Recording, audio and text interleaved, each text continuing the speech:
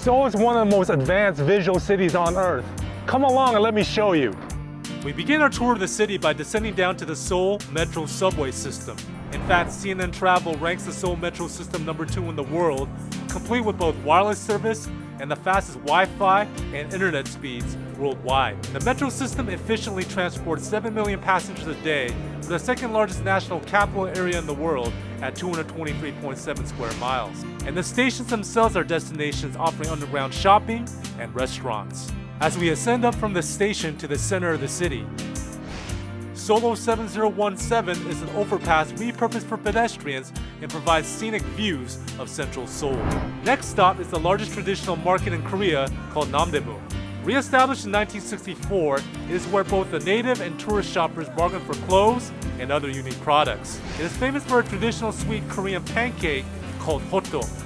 An estimated 10,172 stores and businesses seek to draw customers every day.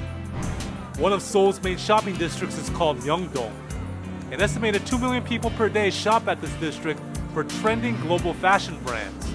Food is in abundance, as vendors sell Korean spicy chicken, deep-fried snacks, and rice cakes called tteokbokki for hungry shoppers. While Korean pop culture brands provide popular Instagram locations. And K-beauty cosmetic stores, a $13 billion global industry, line the streets. At night, neon lights illuminate in a cacophony of colors. And vendors continue to sell an abundance of street food that provide warmth for shoppers in a cold night, introducing a worldwide audience to the taste and color of Korean comfort food. Next, we go to Hongdae, the epicenter of trendy Korean youth culture. A kaleidoscope of cafes, street fashion clothing and accessory stores, clubs, galleries, like Melrose Avenue in the college town. It is located in the front gate of Hongdae University, known as the premier art and design school in South Korea. The streets are filled with the vibrancy of youth, with aspiring musicians, couples, and alien-looking tourists interspersed with students rushing to class. And if I could summarize this place, A vibrant culture of arts, entertainment, and trendy food enjoyed by all. next, we head to the Starfield COEX Mall, where the Starfield Library, another popular Instagram location, and the SM Town K-pop Museum is located. 3 stops down is Lotte Magic Island and Sokchon Lake Park, Seoul's equivalent to Central Park. Down the road is the trendy Gangnam district where Samsung has its corporate headquarters.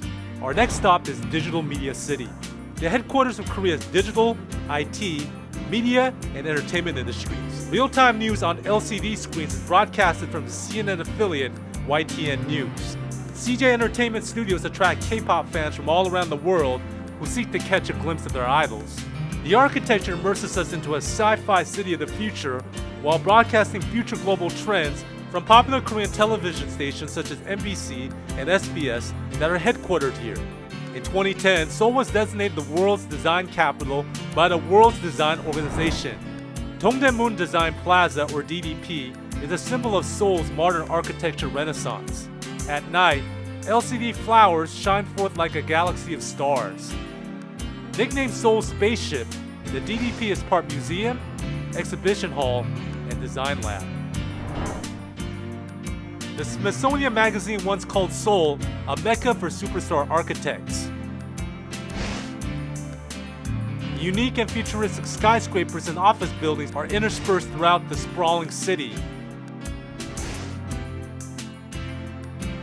along with modern concert halls for the performing arts.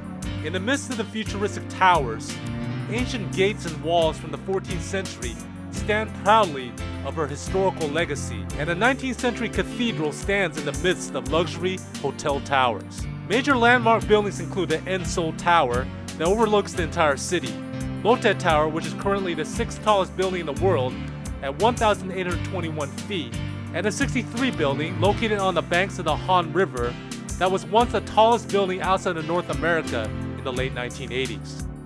Since 1394, Seoul has served as the capital of Korea in some form. Beginning with the Joseon dynasty, a monarchy that ruled from 1392 to 1897, The dynasty was once called the Hermit Kingdom in its isolation from the outside world. The seat of its authority is found in Gyeongbokgung Palace, sitting on nearly 107 acres in central Seoul. Constructed in 1392, destroyed in 1592, rebuilt in 1867, and currently in a 20-year renovation plan, the palace survived various wars, the Japanese occupation, World War II, the Korean War, and many national tragedies. It is a symbol of Korea's resilience. Today, tourists, dressed in traditional Korean dress called hanboks, pose for pictures to post on social media at the palace. In fact, today, far from the Hermit Kingdom, Seoul is the 11th most visited city in the world, with an estimated 9.54 million tourists visiting in 2019. Seoul also has the 5th largest metropolitan population in the world, with 25,600,000 residents, which is half the nation's population. The city is divided in half from north to south by the Han River. The southern part of the city is known for its global pop trends called the Korean Wave, encompassing K-pop music and K-dramas.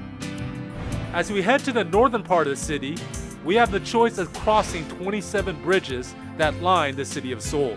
The northern half of the city is known for its monuments of admirals and kings. That makes this part the historical and political centers of the city. There's so much more to see of the city, but time will not allow it. But if I could summarize the city, It is a city that balances the long historical traditions of the past with a hopeful present of today. It is a city full of history, tradition, culture, beauty, and cutting-edge technology. It is a global city where visitors all around the world come together to experience its trends, and it's deemed the city of the future. geographically, Seoul is only 35 miles from the border with North Korea, called the DMZ. Considered one of the most militarized and dangerous borders in the world, both sides are ready for war at a moment's notice. And because of this, almost 70 years ago, the city was a war zone. During the Korean War, Seoul changed hands 4 times between warring forces. 5 million civilians died during the Korean War, making the rate of civilian casualties greater than that of World War II and Vietnam. With the city and the nation in a heap of ashes and ruins, South Korea's GDP was one of the poorest in the world in the 1950s. Poverty was rampant among Seoul's residents. But in the midst of this national catastrophe, South Koreans collectively united with the purpose of rebuilding its capital and nation from the ravages of war, one brick at a time. President and military strongman Park Chung-hee in the 1960s introduced an ambitious plan of modernizing the Korean economy by enlisting foreign aid and developing a skilled and educated workforce. By starting with what they have, the nation began to export plywood, textiles, wigs, and skilled workers to other nations. It would reinvest in family-owned conglomerates in developing heavy industries such as steel, shipbuilding, automobile manufacturing, and electronics. Today, Seoul has the 4th largest metropolitan economy in the world with a GDP of $635.4 billion. Small family-owned trading companies have transformed to conglomerates with global brand recognition and is the world leader in exporting consumer electronics. It has hosted major international events such as the G20 summit of the heads of states of the most powerful economies in the world, and both the 1988 Summer and 2018 Winter Olympics, and it's a global leader and influencer in media content. Once polluted and dried out streams have been revived, where residents can take a break and relax by the tranquil, clean waters and have a peaceful nature walk in an urban landscape. Buildings of oppression from the painful Japanese colonial era have been repurposed to symbols of hope. Old waste landfills have been transformed into a digital media city of the future. And gleaming modern skyscrapers continue to add to a skyline that still retains its long and rich history. This phoenix-like rebuilding of a war-torn city is called the Miracle of the Han River.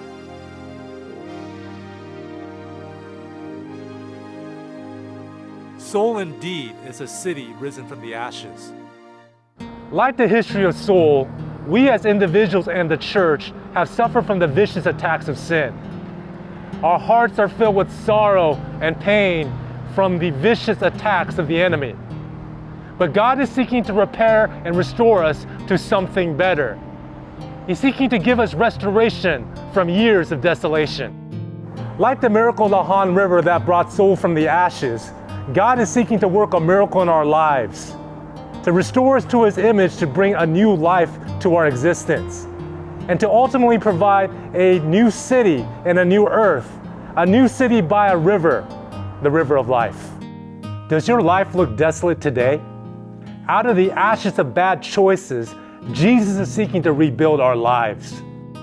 And He's seeking to build a new city where there will be no more death, dying, or pain because the former things are passed away.